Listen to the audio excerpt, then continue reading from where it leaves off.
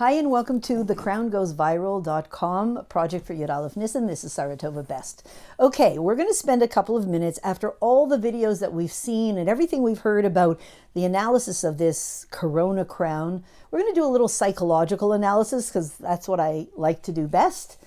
And what we're going to try to do is blow the cover on this concealment and get this guy, this little microscopic thing, to go back home or to just self-destruct and be gone. And for all of those who have, God forbid, been afflicted, to have an immediate refuah shlema through this. That's what we're going to attempt to do. And if not, we'll get somewhere. At least we'll understand him. So I want you to just picture the following. Imagine that every day you pass by, you live in, I don't know, the former Soviet Union or somewhere like that. You pass by a shoemaker. And one day you realize, you do some research, you realize this is not really a shoemaker, but it's a front for the KGB. So you go in one day and you say, hey, you know what, you're not really a shoemaker, you're really a front for the KGB. He looks pretty startled when you say that to him, but he says nothing. The next day you go past his shop again, and it's closed. And you go the next and the next and the next, and it's closed each and every day.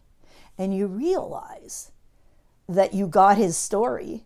And once you blew his cover, once you exposed him for what he really is and not what he was pretending to be, he had to close up shop because there was no more point in keeping up the concealment. So the purpose of all these Torah insights that everybody's presenting, including my little insight, is to reveal, to blow the cover right off the concealment of what this Corona crown thing is doing, and be done with him once and for all, and Mashiach comes. So here's the question. What do you think he's thinking and was thinking? Here you have this little microscopic thing, this little virus, and it's living in a bat or a snake in China. Now, to tell you the truth, I don't know about you, I don't have a lot of bat friends. You know, I never really took to the Batman craze. I don't have a lot of bat friends or snake friends. So if I find out that there's a bat or there's a snake in with a virus, oh my poor thing, in China, okay, if you want, I'll send an online get well card, but I'm probably not going to encourage everybody to stop going to school, stop going to work, stay in their homes, etc. I don't really mind that much. You know, poor thing, he's got a virus. Hope he feels better. When do I sit up and take notice? When he decides he's going to leave the bat and become a world traveler. Good time to become a world traveler because nobody else is traveling, right? You know, you got the whole plane to yourself. So here's this little thing, this little crown in the bat or the laboratory or the snake, wherever it really came from. And it decided to do world traveling. What is he, this little crown, what's he thinking? What is he thinking? Why is he trying to travel the world? And where he's planning to go is a whole other question. Why is he traveling the world? Stay home. The rest of us are staying home. How about, hey, you stay home back in the bat. We go back to traveling. Not you travel and we stay home. It's what's called Maisha Kapira. So what inspires him to leave his home, where he belongs, and start traveling around the world? Where's he going? Torah tells us that the world was created for Torah. In fact, the Lubavitcher Rebbe says this distinctly in Parshas Kisisa. The world was created for Torah, which makes us realize that any time something happens in the world, it is, among other things, is God ringing the bell and saying, time for an upgrade in Torah through you. And I want you to notice it and do it. And do the upgrade in Torah. God could do it himself, but he chooses not. He chooses to have us create that upgrade in Torah at the exact moment that it becomes necessary. And he has ways of inspiring us through events in the world where we say, oh, why did this happen? Oh, right, for the purpose of an upgrade in Torah. Okay, what kind of upgrade could this be hinting to? So that's what we're here to figure out. And we're going to put together a couple of thoughts. So now, back to this little thing in China, decides to become a world traveler. Not much competition. You get all the seats you want on the plane. You can travel across the world. Nobody else is going anywhere. No need for sanitizer. He's not afraid. He's not afraid who he sits next to. Nobody wants to sit beside him. Where is he on the way to? And whom is he sent by? Of course, we know he's sent by our old friend. I don't have my grogger with me, but here, I'll pretend this is the grogger. Boo! Our old friend Amalek that we just finished with on Purim. Of course, we know that he's sent by Amalek. He's his agent. And we'll talk about that in the audios to come in this series. But deeper than that, and behind all of that, is Melech Malchei Amlechem HaKadosh Baruch Hu. God himself is sending this wake-up call, as everybody's been saying, this guy across the world for our upgrade, Torah upgrade. So where is this guy going? When he leaves home, where does he want to go? He doesn't want to stay in the bats. He wants to go, he's targeting, God forbid, the lungs, the breathing apparatus of nice, innocent people who have lives to live and Torah upgrades to do. That's where he wants to go. Lungs, breathing apparatus of nice, innocent people. And maybe some not so nice, innocent people. But we're the nice, innocent people, and we don't want him around. So the question is this: what do you do with your lungs? What do you mean, what do I do with my lungs? Basic biology. I breathe the air. Well, why do you breathe the air? I breathe the air, let's see, biology, 7th grade. Oh yeah, I breathe the air so that I can take an oxygen, one at a time, single file, so that the oxygen goes into my lungs, then it goes across the cell wall, into my bloodstream, makes it rich blood, which gives me life and enables me to be alive and do beautiful things and amazing things in the world. All of us, not me, you. So that's what I do with my lungs, right? That's what biology says. I breathe in air and I take in oxygen. Great. What does Torah say? Because remember, we're trying to figure out, what is this guy from the bat in China thinking? Why does he care about somebody's lungs? Stay home. What is his fascination with people's lungs, their breathing apparatus? So we didn't figure it out from the biology, did we? Okay, let's figure it out from Torah. What does Torah say we do with our lungs?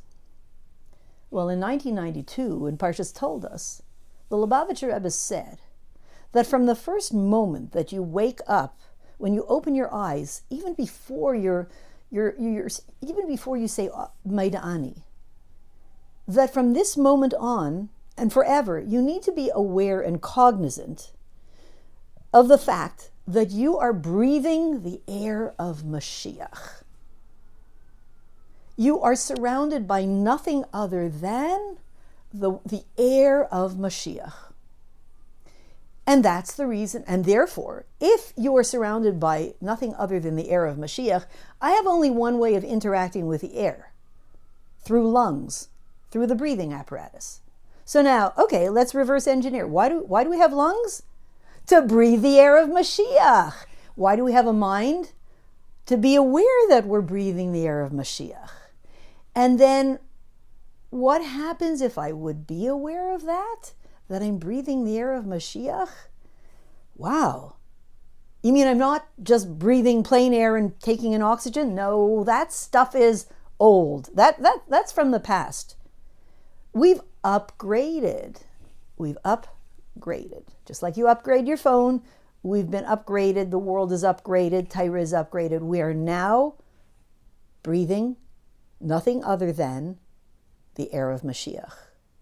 It's possible that the old gullus air is available to us, but we know that that's just going to get us into a not great situation. Because when it's time to breathe fresh air, new air, stale air isn't going to do it. The air of gullus isn't going to work anymore. My and your lungs have now been primed for one type of air. They only react well to one type of air, the air of Mashiach. My job is to become aware of that.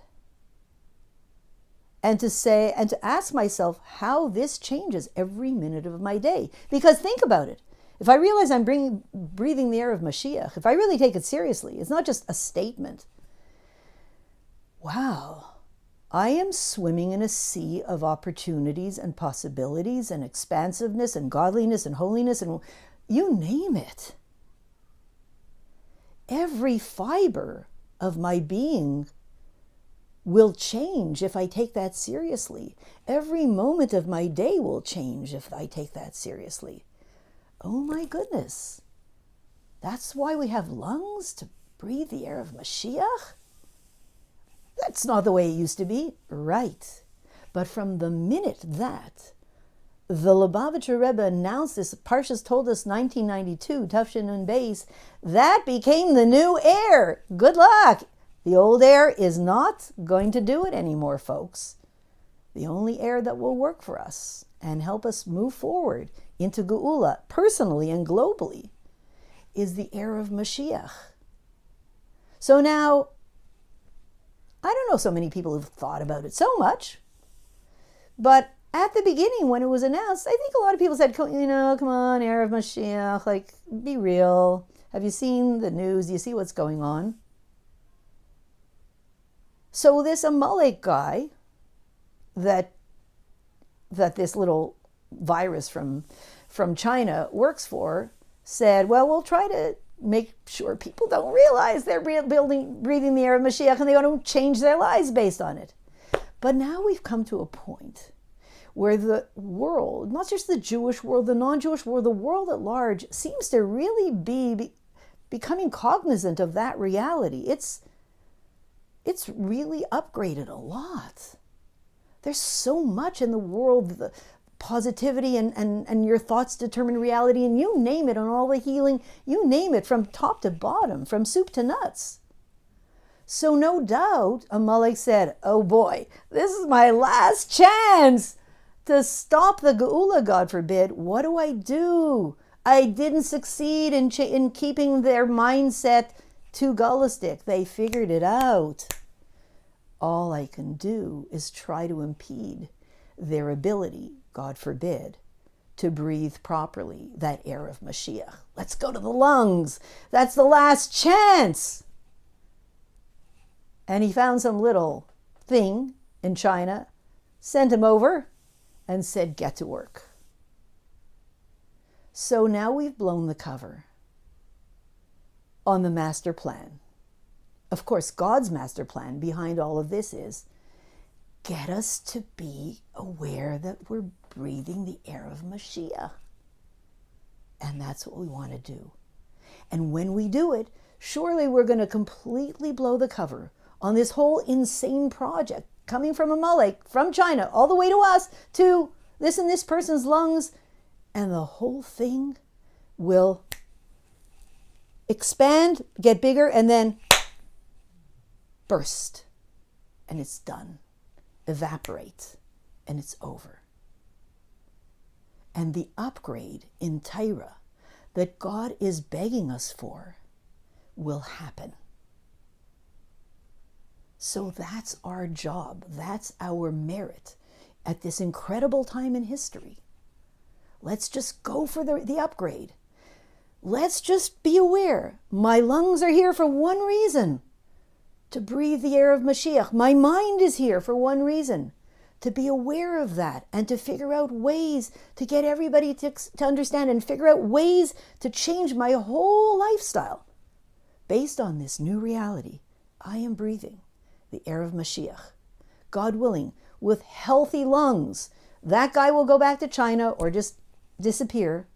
We will breathe with the healthiest lungs that we ever had, the most delicious, the healthiest air of Mashiach that ever was in all of history.